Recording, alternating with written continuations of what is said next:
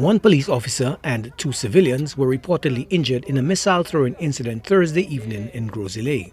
Reports indicate that law enforcement, while attempting to break up a social event on St. George Street in Gros Islet during curfew hours, had to run for cover after they were attacked by a group of people.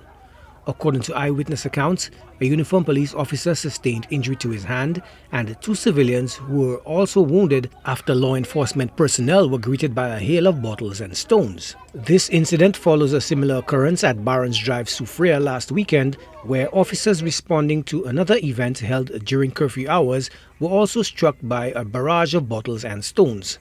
Public Relations Officer of the Police Welfare Association, Stanislas Albert, who is not surprised, says a strong message needs to be sent by the law courts.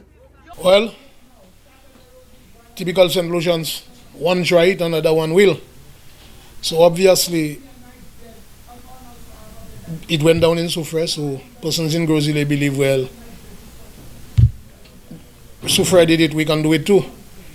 But I can tell you is that now a strong message has to be sent. So the persons who were arrested in Soufrière and those who were arrested in Gros Islet last night, when they are charged and hauled before the court now need to send a strong message to them that lawlessness will not be accepted in this country.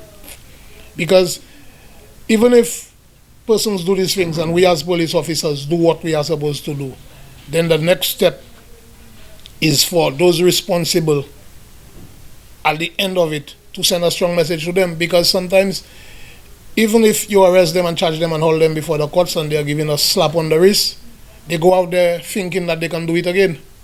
So a strong message has to be sent by the courts. Albert made it clear that the law enforcement officers will not tolerate the blatant disregard for the law. Yeah, it could have been, because those who were out there doing it last night again are of the thinking that they can do whatever it is that they want. But like I said, we as police officers will not sit down idle by and allow this nonsense to happen. And I continue to encourage police officers to do what we have to do. Once we act within the perimeters of the law, there's nothing to be afraid of. We have the law to enforce and we will do it.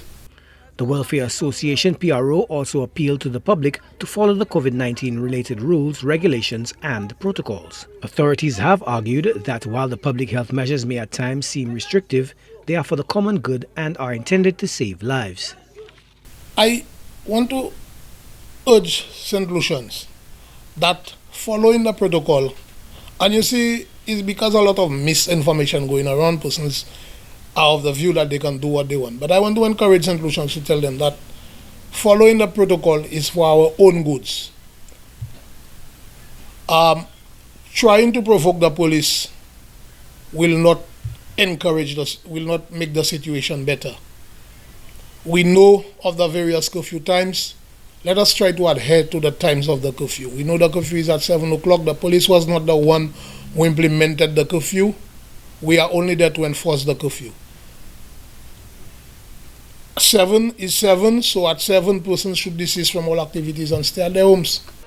Police have reportedly arrested several individuals for violating the law and attacking officers. Investigations are underway into the missile throwing incident at Gros Islet. Joachim Duplessis, HTS News Force.